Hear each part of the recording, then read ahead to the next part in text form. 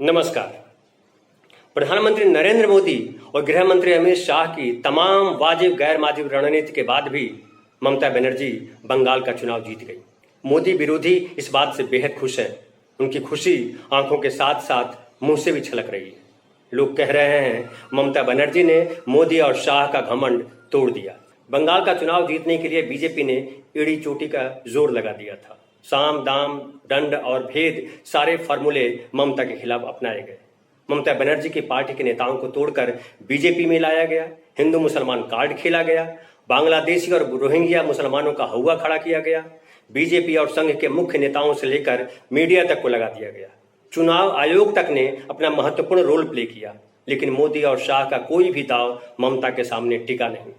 ममता ने मोदी शाह के तमाम तिकड़मों का अकेले जवाब दिया और साबित कर दिया कि मोदी शाह अजेय नहीं है, उन्हें हराया जा सकता है।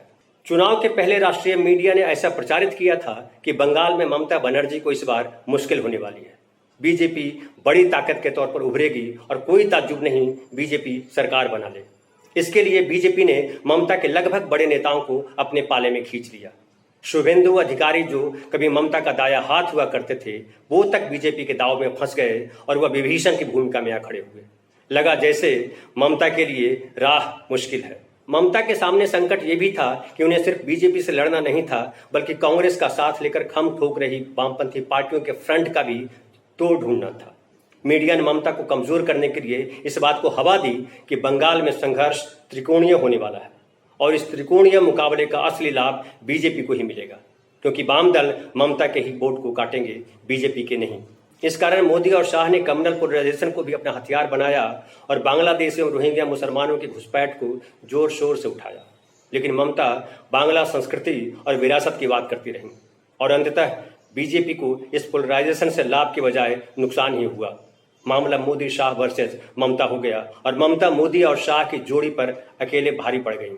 बीजेपी ने ममता को घेरने के लिए शुभेंदु अधिकारी को तोड़ने के साथ साथ उन्हें शुभेंदु के खिलाफ नंदीग्राम विधानसभा क्षेत्र से चुनाव लड़ने की चुनौती भी दी, क्योंकि उन्हें लग रहा था नंदीग्राम शुभेंदु अधिकारी का गढ़ है और ममता इस चुनौती को स्वीकार नहीं करेंगी। फिर इस बात का हवाला दे ममता पर हमला किया जा सकेगा। लेकिन ममता ने मोदी शाह के इस प्लान को समय से पहले ही ध्वस्त कर दिया। ममता इस चुनौती को स्वीकार कर अपनी सीट छोड़कर नंदीग्राम से लड़ने चल पड़ी।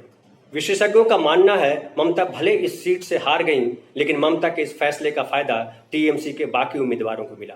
बंगाल के लोगों को लगा कि मोदी और शाह की बीजेपी को एक ही शख्स हरा सकती है और वो है ममता बनर्जी, और इसका असर चुनाव परिणाम में दिखा भी। कांग्रेस और वाम दलों के गठबंधन को भारी नुकसान हुआ। वे मात्र एक सीट पर सिमट आए और उन्हें 72 सीटों का नुकसान हुआ, जबकि ममता बनर्जी को पिछली बार की तुलना में 5 सीटों का लाभ हुआ। इस तरह स्पष्ट दिखता है कि बीजेपी तमाम तिकड़मों के बावजूद ममता को कोई नुकसान नहीं पहुंचा सकी, उल्टे मुंह की खाई। बंगाल जीतने का सपना चकनाचूर हुआ।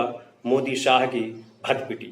आपको हमारा ये वीडियो कैसा लगा, आप अपना कमेंट जरूर लिखें। और हाँ, अगर अब तक आपने हमारा ये चैनल सब्सक्राइब नहीं किया है तो जरूर कर दें, क्योंकि राजनीति से जुड़ी विशेष खबरों का विश्लेषण हम समय समय पर यूं ही करते रहेंगे। धन्यवाद।